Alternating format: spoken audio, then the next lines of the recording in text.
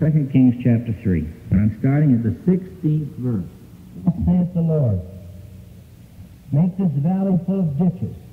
For thus saith the Lord, you shall not see wind, neither shall ye see rain, yet that valley shall be filled with water, that ye may drink, both ye and your cattle and your beasts.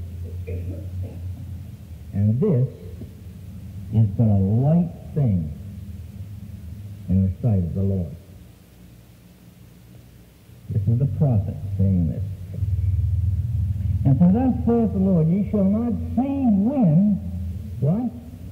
Neither shall ye see rain, yet that valley shall be filled with water, that you may drink of it, and your cattle and your beasts. Now wait a minute. It's only natural that if water comes to the earth in a barren place, the sky is filled with clouds, you can hear the sound of the wind, you can hear the rumbling of the thunder, and the rain falls in sheets upon the earth. Now this is what we expect. Well, it's always happened that way, except at the very beginning of time. Water comes down from the heavens, or else you drill deep for it in the earth. But this was just little ditches that these people were made to dig. And it came to pass in the morning, when the meat offering was offered, that behold, there came water by the way of Edom, and the country was filled with water. Some of you are trudging through one of those valleys. You need some living water. You need to be in touch with God. You are walking through a valley. And so just like this prophet, I'm going to say to you, right this morning as I'm speaking, I want you to start digging a ditch in your valley. Now, I don't know what it is. God knows. Some perplexing thing. Something that nags you, not your husband or your wife, but some real tough, monstrous thing that's bothering you. It's a valley, spiritually speaking. And I want you, right now, as I show you two or three little things throughout the Scripture, I want you to dig a ditch in your valley.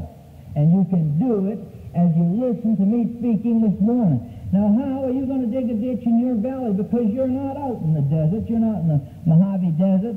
You're not in the Arabian Desert. This valley is inside of you. Now, how are you going to dig a ditch in your valley?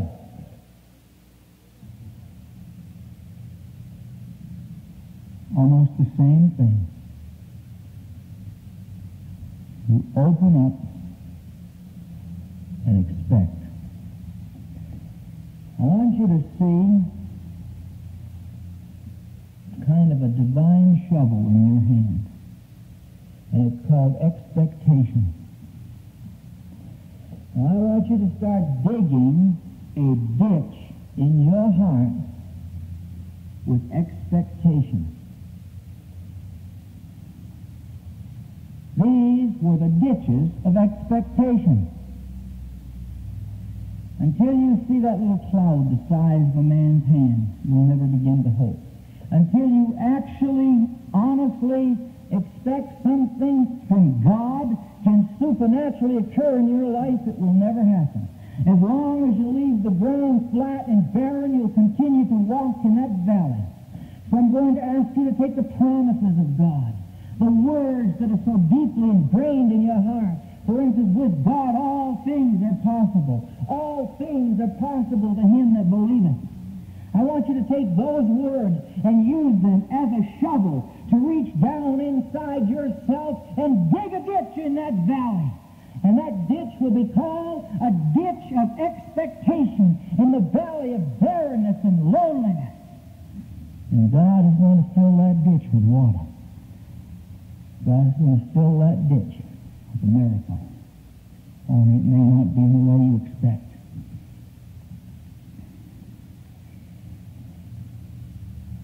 For 400 years, a race of people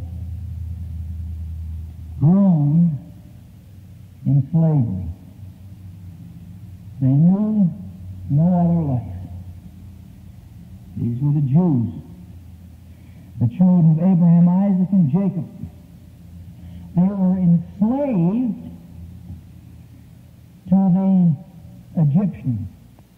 They asked God for a miracle. Some of those people had dug a ditch. They dug a ditch in the midst of this misery. They dug a ditch in the midst of this pain and hopelessness. How could men dressed in ragged clothes with no shoes and no weapons overcome huge armies with flying banners and the biggest chariots and the latest weapons? It was absolutely impossible. How could they unloose these shackles? How could they be free? Well, some Israelites had that kind of mentality, that hopelessness. They had no ditch of expectation in their heart. But in that slavery and bondage, no matter how severe it became, some people look back upon the promises and prophecies of God given to Joseph, to Abraham, to Isaac, and they use those promises to dig a ditch of expectation in their heart. Now, normally, it would be fully natural for God to raise up a deliverer who would come against these Egyptians with flying banners, who would come against these Egyptians with flashing, waving swords and heavy spears, and tread them into the ground and conquer them with military power, just as if it would be perfectly natural for the sky to fill with clouds and water to fall from heaven into those ditches. But it didn't happen that way. It happened in God's own supernatural way. They were looking for a deliverer, those people who had a ditch in their heart, the ditch of expectation. They were watching for a deliverer. But instead of coming, riding at the head of a vast army, he came trudging through the sand with nothing in his hand but a stick. And his name was Moses. Certainly, if the valleys are going to be filled with water, it will fall from the sky. Certainly, if the nation is going to be delivered from bondage, it will come from the hand of military might. You see, God didn't have it that way. A man named Jesus came, lived on this earth as a carpenter for most of his working years, almost 30 years. Was this the deliverer? No. Certainly a deliverer would come and plot strategy, and he'd gather to himself an army. This man was betrayed by one of his own disciples for 30 pieces of silver. A deliverer? They jammed a crown of thorns in his head, blindfolded him, smacked him in the face, and said, "Prophesy, who was it that hit you?" They spit in his face. They pulled out his beard, plucked out the hairs of his beard. They tied him to a whipping post and scourged his back with a Roman scorpion. Then they made him attempt to carry a heavy wooden cross to the top of a hill called Golgotha. Is this a deliverer? A bleeding, defeated man, a beaten man, a deliverer? Certainly God's miracles don't occur that way. And when they reached the top of that hill, they laid this man out flat on the cross. And big spikes were driven through his hands. Now think about that.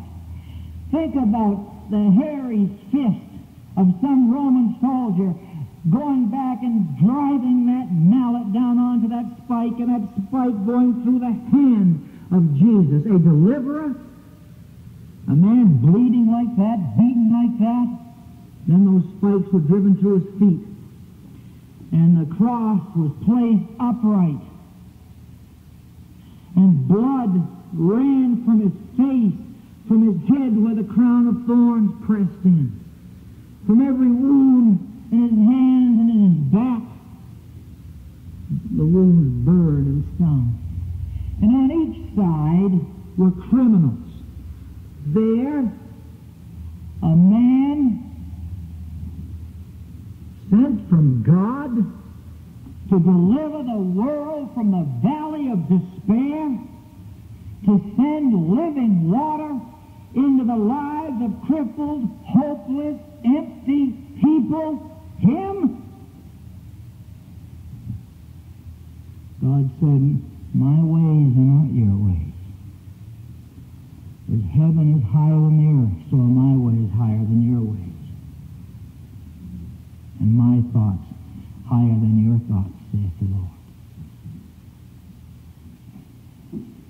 They mocked him.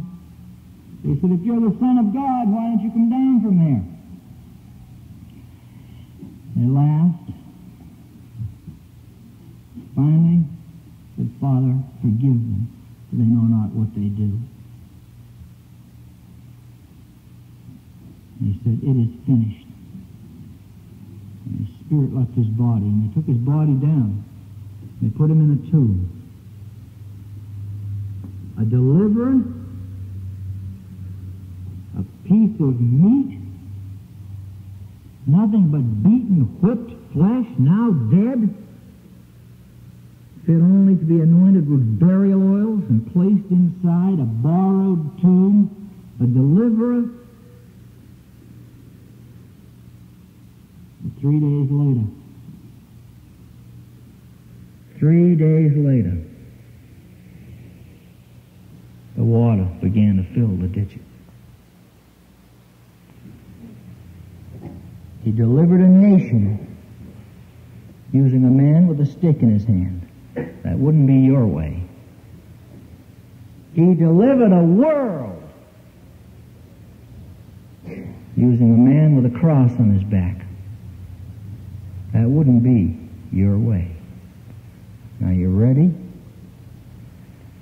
Has the ditch been dug? Just place yourself in the hands of God and let God do it His way. And if I be lifted up, He said, will draw men to me. I raised my eyes to the sky above, and His love lifted me. Reach up for Him, He's reaching down for you. You can never sink so low. Don't you think God knows what you're going through? And the miles of space His amazing grace will span. Reach up for Him, reach up and touch God's hand.